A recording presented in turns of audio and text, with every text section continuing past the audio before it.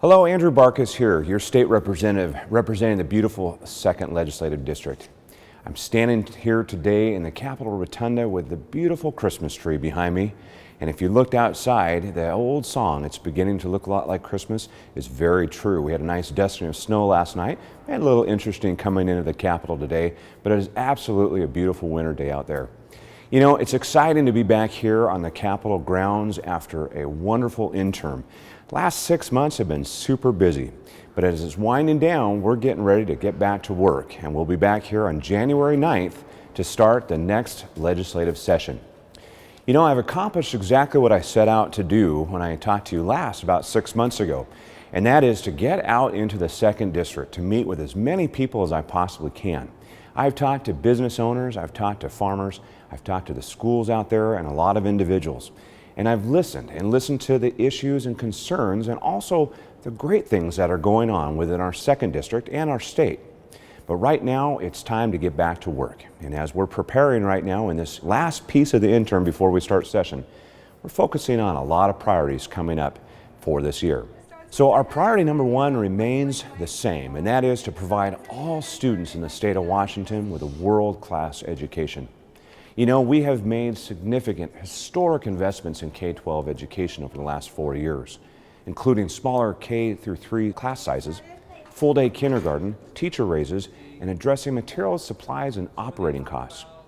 We now are dedicating more than 48% of our general fund budget towards education, and we will be continuing to work to satisfy the course requirements through McCleary to make sure that we get those final pieces done to fully fund our education.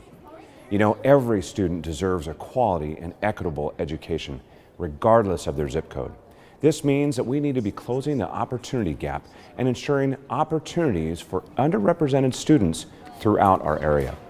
You know, I am proud of the Republican-led efforts to make higher education affordable. We've made unprecedented cuts in tuition in public institutions of higher education, 15% at research institutions, 20% at regional universities, and 5% at our community and technical colleges. We will continue to propose legislation to reduce the cost of textbooks and course materials for students throughout the state. Priority number two, we need to make sure that we are empowering our families and strengthening our communities. I heard this a lot when I was out in the district, talking to families and making sure that they had the resources and things necessary to get that economy going so that we can ensure that they're doing the things that they want to do and need to do. We need to have a comprehensive pro-growth strategy for our entire state.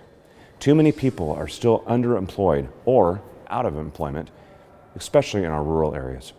We must find ways to ease the financial burdens of families and bring emerging industries to these underserved areas. And priority number three, we need to make sure that we're protecting our taxpayers and holding state agencies accountable. We have stopped major tax increase proposals from moving forward, including capital gains and income tax. But these proposals always seem to come back. Pretty much guaranteed we're going to be hearing a lot about new revenue sources in this upcoming legislative session. But we should be looking for ways to ease the tax burden on individual families and employers and not create new ones.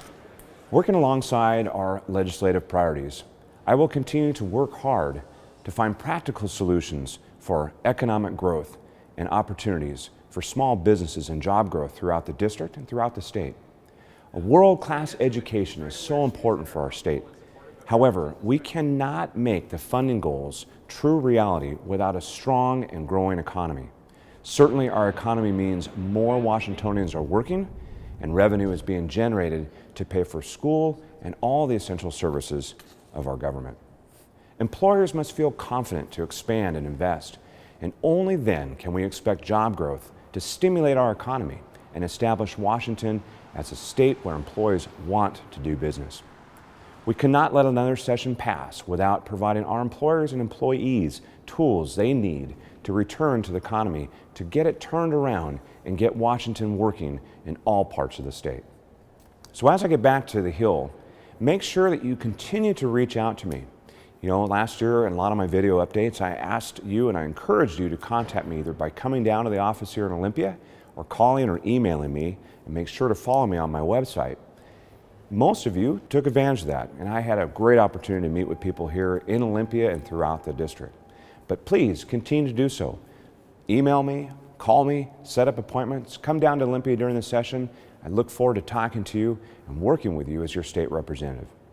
So it is an honor to serve the people of the 2nd Legislative District, and I want to wish you all a very Merry Christmas and a Happy Hanukkah and a very blessed New Year. Thank you.